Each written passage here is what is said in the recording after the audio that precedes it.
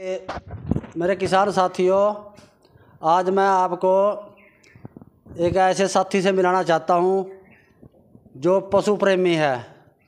आमतौर पर आज पढ़ लिख कर बच्चे बाहर की तरफ जा रहे हैं और इन साथियों का पशु प्रेम देखते हुए आपको बताता हूँ।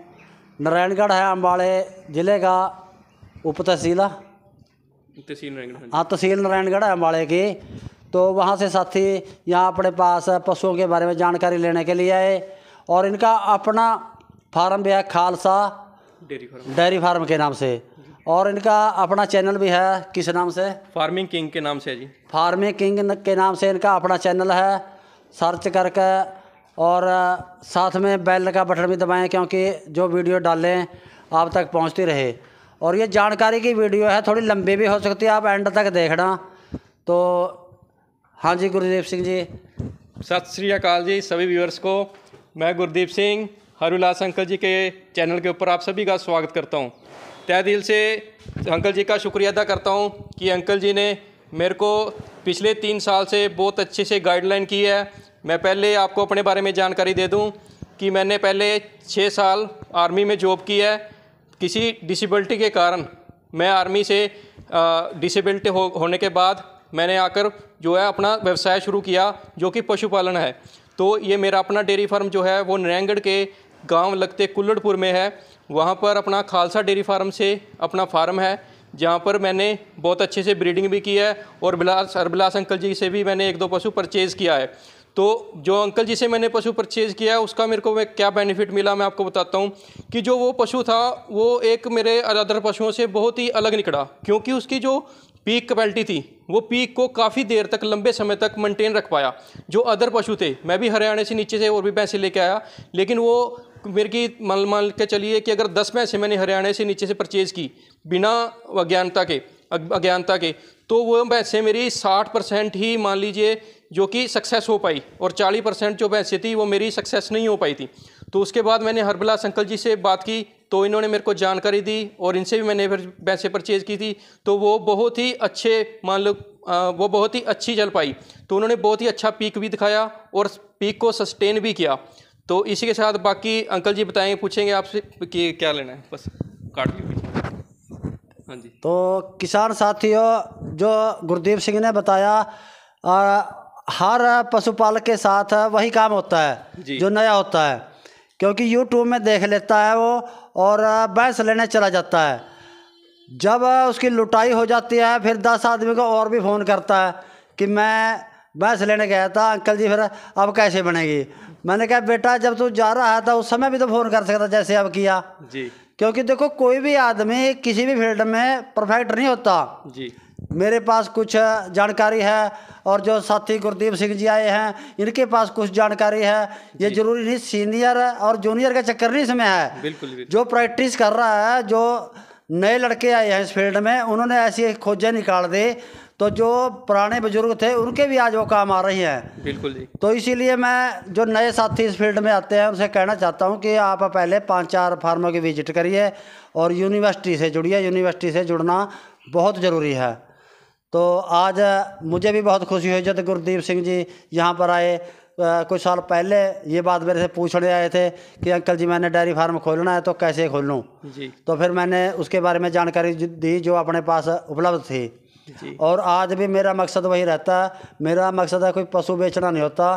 तो एक साथी अब थोड़ी देर में आएंगे, आने वाले हैं तो वो कह रहे थे कि अंकल जी मेरी रेंज से बाहर है। मैं कह रेंज से बाहर तो हैं परंतु जानकारी तो मिलेगी। मैं 2 साल 30,000 रुपये डिग्गी में डालकर घूमा। 30,000 में मेरे को 2001 में भैंस नहीं मिली हरियाणा में, क्योंकि भैंसें ज़्यादा की थी, परंतु मैं देखने ज़रूर जाता था। कोई 60,000 मांग रहा है या 50 मांग रहा है, क्यों मांग रहा है, उसमें क्या चीज़ है, हमारी भैंसों से एक्स्ट्रा क्या है, बाहर जाने से जानकारी बढ़ती है। जी। तो जी, जो अंकल जी ने बताया कि जो जेब से बाहर हो जाती है भैंस किसी के, मैं उसके बारे में आपको जानकारी देता हूँ कि मैंने जो अपना तोड़ निकाला है अपने डेयरी फार्म का, मान के चलिए कि अगर आपने 20 किलो की एक भैंस ली है वो आपको मिली 2 लाख की, और एक आपने भैंस ली है जो कि 16 किलो दूध की, वो आपको 1.5 लाख में पड़ी, क्योंकि कंडे पे दूध दरोगे तो इतना ही होगा। ठीक है जी। तो उसमें आप लगा के चलना कि आपने वहाँ 50,000 रुपये फालतू लगाए, जो 20 किलो दूध की भैंस है। अगर उसका आप पूरे ईयर का मिल्क रिकॉर्ड करोगे तो उसका 5000 लीटर से 5500 लीटर के आसपास मिल्क जाएगा। और जो आप 16 केजी दूध की भैंस लोगे उसका जो मिल्क जाएगा वो कम से कम उससे 1000 लीटर कम जाएगा। ऐसी है अंकल जी? बिल्कुल। हाँ जी, हाँ जी। तो मान के चलिए अगर हम उसको 5500 लीटर को अगर गुणा करके देखें अपने इलाके के मिल्क रेट के हिसाब से 65 से या 70 से, तो वो 2.5 लाख के आसपास, कहीं ना कहीं 2.5 लाख से प्लस का दूध हो जाएगा। जबकि वो भैंस का जो खर्चा आएगा वो 1.5 से 2.25 लाख के बीच में आएगा। और इसी प्रकार आप लगा के देखें 16 किलो दूध वाली भैंस का, तो उसका जो खर्चा आएगा वो सेम ही ऑलमोस्ट आएगा। और जबकि उसका जो दूध बिकेगा वो सिर्फ 2 लाख तक ही सीमित रह जाएगा, वो भी बहुत ही हाई अगर मेंटेन रख पाएगी तो इसमें बताइए किसमें किसको घाटा पड़ा?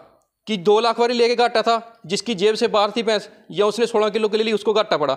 अब इसमें आपको खुद क्लियर हो गया कि जो 20 किलो दूध की भैंस है, जो मान ले 2 लाख की आज हम परचेज करेंगे, तो उसमें आपको ज़्यादा बेनिफिट रहेगा, क्योंकि वो आपको साल का 1 लाख रुपया नॉर्मली जो है दूध बेचकर बचा पाएगी 1 साल में। तो उसका जो बच्चा रह गया वो आपका जो प्रॉफिट होगा अलग से हो जाएगा।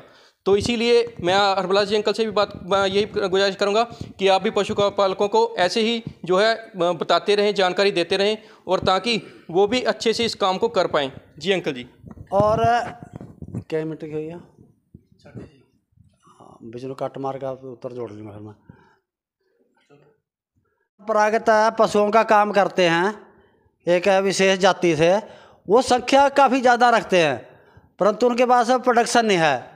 मैं एक फार्म में गया, वहाँ पे 70 एनिमल थे उसके पास, और दूध पूछा तो 2.5 क्वांटल 70 एनिमल का। मैंने कहा कि आप तो सिर्फ चारा डाल रहे और गोबर उठा रहे। वो कहने लगे ये तो चर के आते हैं या पूरा परिवार काम करता है, इसमें कौन सा मेहनत देनी है। तो किसान साथियों, मेहनत का चक्कर नहीं है, आप अपने बच्चों को साथ साथ पढ़ाइए भी। बहुत से इस कबीले के बच्चे हैं जो अनपढ़ रह जाते हैं, आप अपने बच्चों को पढ़ाइए भी, जानकारी दीजिए और पशु सीमित रखिए।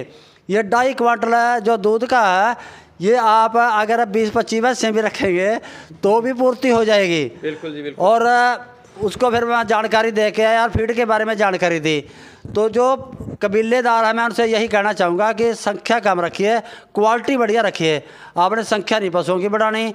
आज अगर पर एनिमल हम हरियाणा का, पंजाब का या पूरे हिंदुस्तान का लगाएंगे, आदमी बहुत कम है, क्योंकि वही 8-10 लीटर वाला पशु ले रहे हैं। क्योंकि वीडियो ये लंबी हो जाएगी, ज़्यादा कुछ ना कहता हुआ मैं दोबारा से फिर अपील करता हूँ किसान साथियों को कि ये मेरी वीडियो आप दूसरे किसानों तक भी पहुँचाइए, कि जानकारी के अभाव के अंदर किसी तरह का उनको लॉस ना हो, क्योंकि पैसा बहुत मुश्किल से बनता है। और पशु खरीदते समय मैं बार बार यही कहता हूँ कि आप 2 टाइम या 3 टाइम जैसा भी मालिक राजी हो दूध निकाल कर देख कर लेकर आइए। और 15 प्लस की भैंस लेकर आइए। अगर फर्स्ट टाइमर है तो 11-12 लीटर भी चल जाता है, क्योंकि एज छोटी होती है। तो ज़्यादा कुछ ना कहता हूँ किसान साथियों, नमस्कार, जय हिंद जी।